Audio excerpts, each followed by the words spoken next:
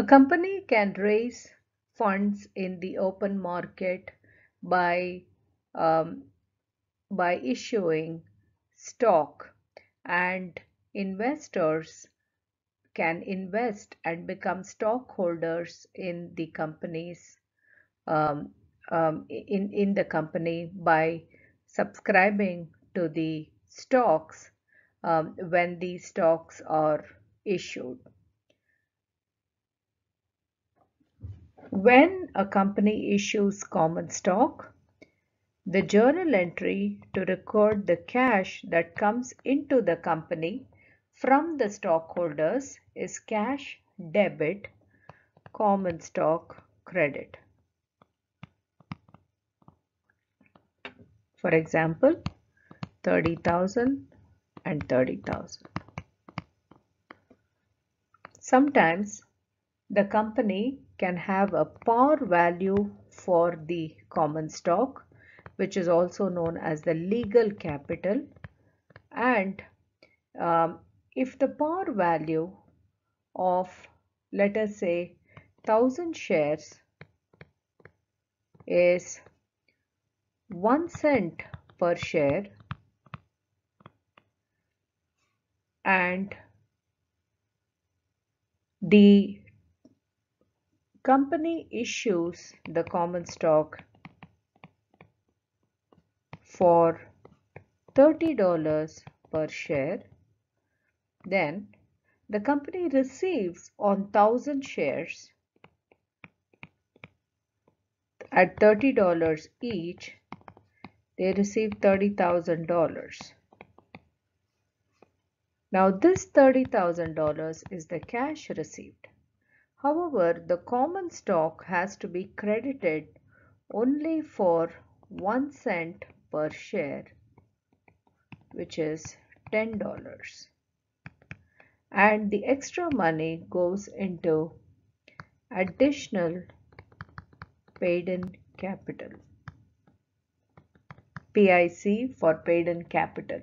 And this is the difference between the total cash received minus the par value of the common stock, and in this case this is 29,990. Now let us look at preferred stock.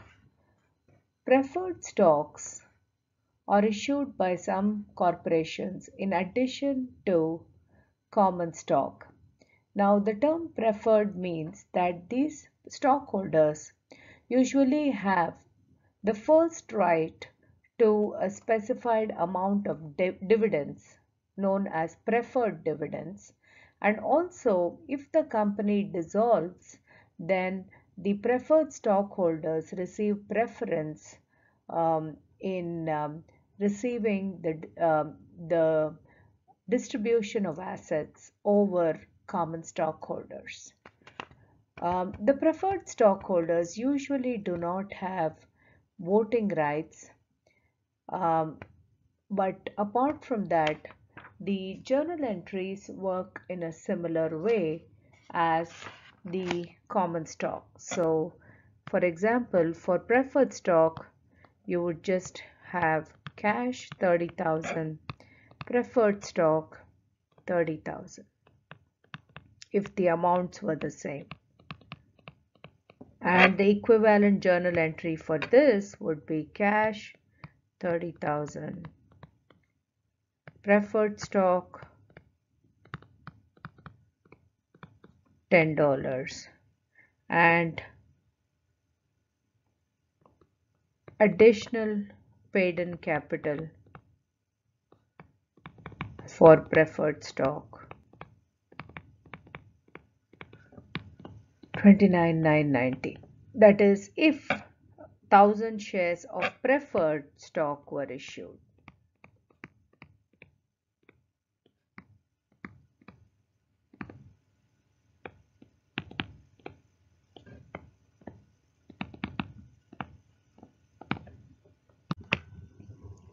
Sometimes companies buy back their own stock for several reasons.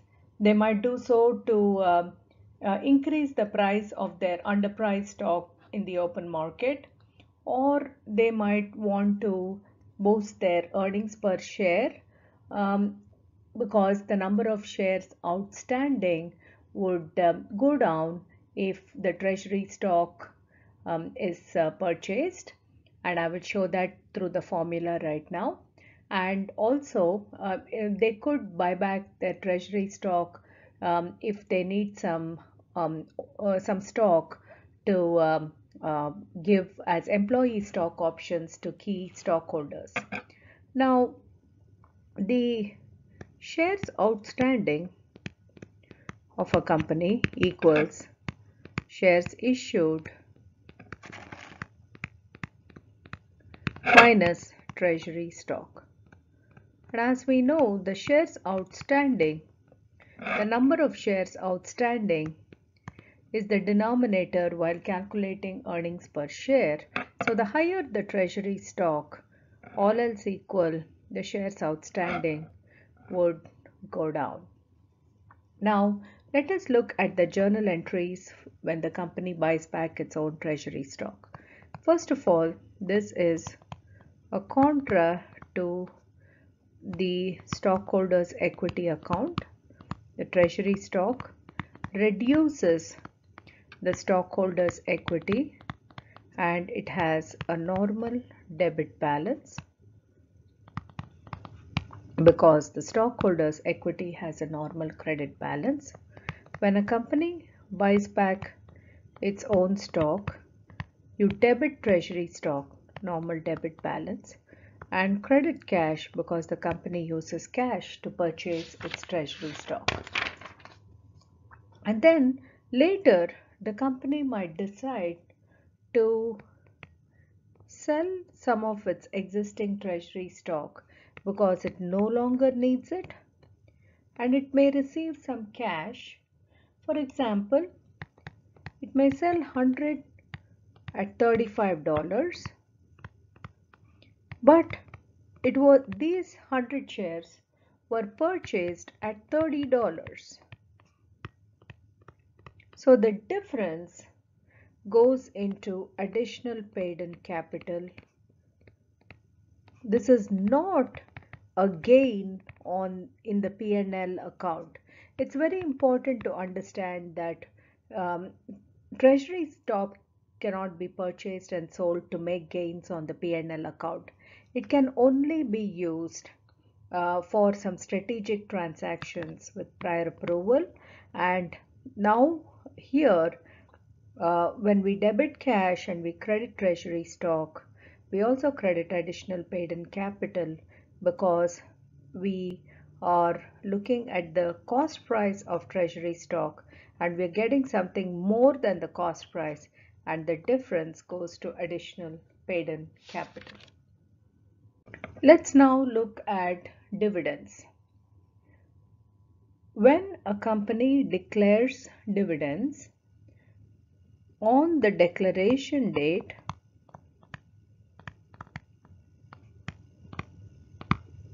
the journal entry will be dividends debit, for example 500, and dividends payable credit,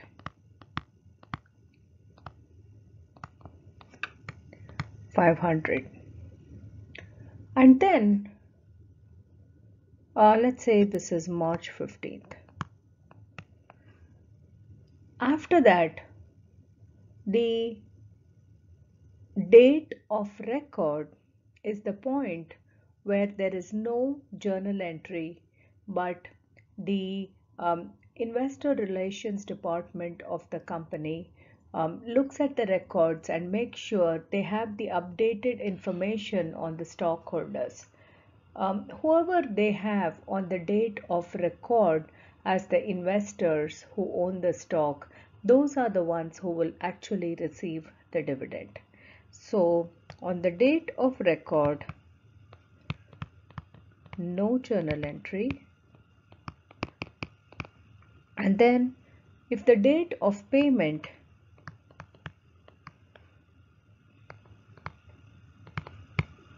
is April 15th, then we do dividends payable debit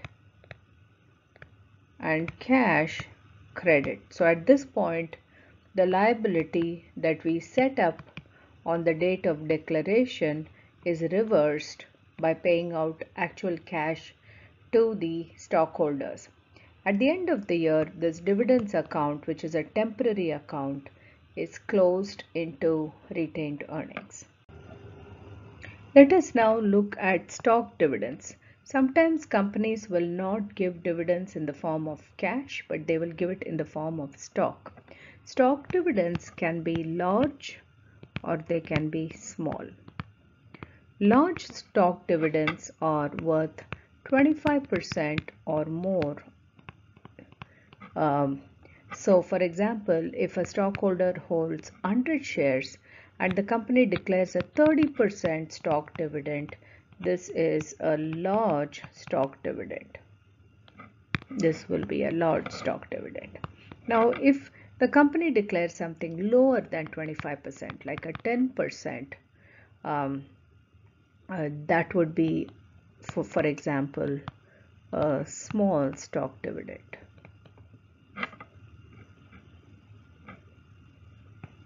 So this is large here, this is small here.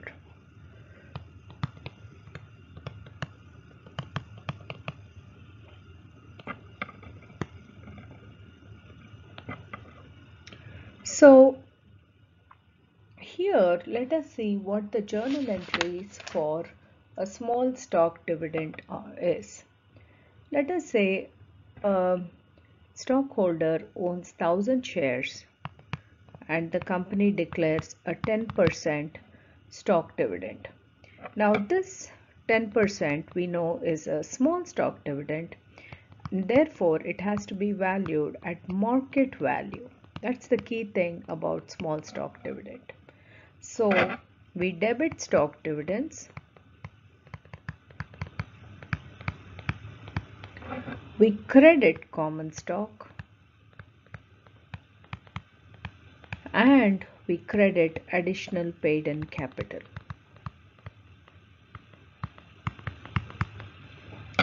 And so the stock dividend is debited for $3,000, in this case 1000 times 10% times 30.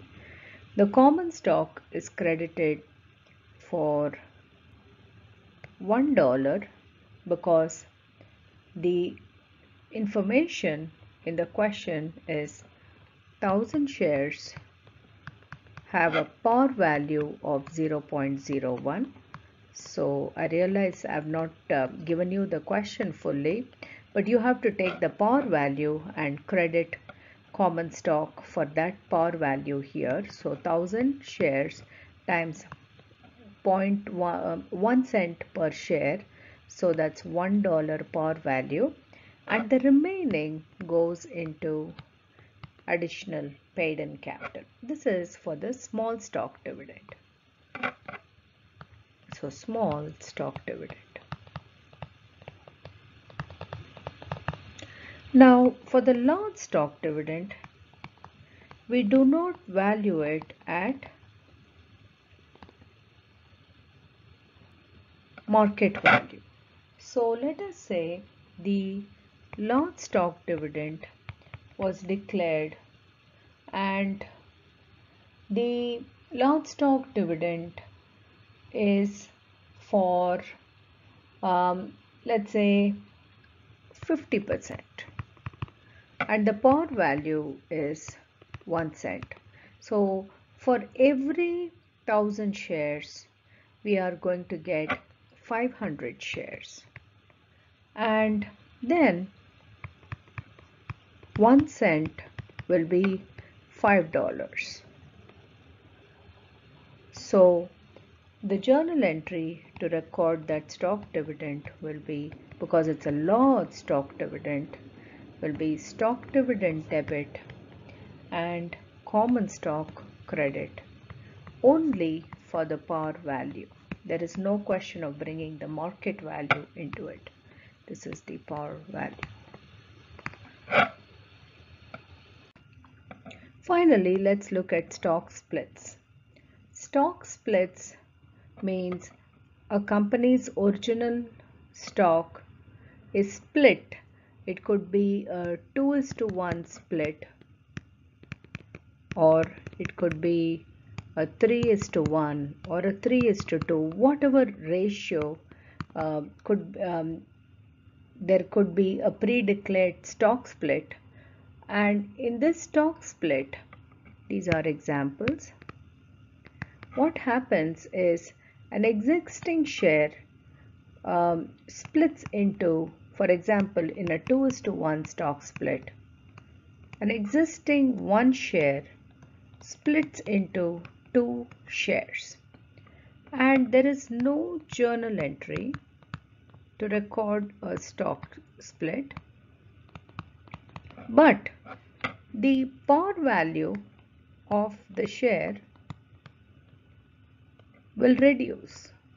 For example, in a 2:1 stock split, if the par value is $1 per share before the stock split, after the stock split it will become 50 cents per share in a 2:1 stock split.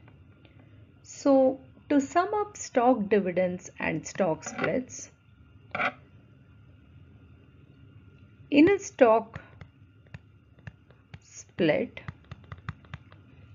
the total stockholders' equity has no change. The number of shares go up, but the par value reduces.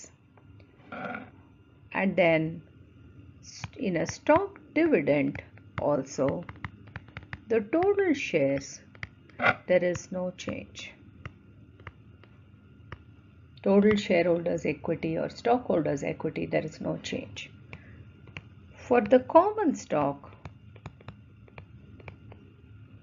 for the stock split, there is no change. However, there is an increase in common stock in a stock dividend because we have given out more stocks in the form of a stock dividend. The retained earnings in a stock split has no change, but in a stock dividend, the retained earnings decreases. This is important. The retained earnings decreases because ultimately the stock dividend debit that we did in the previous slide journal entry, that goes and reduces the retained earnings. This is important to note.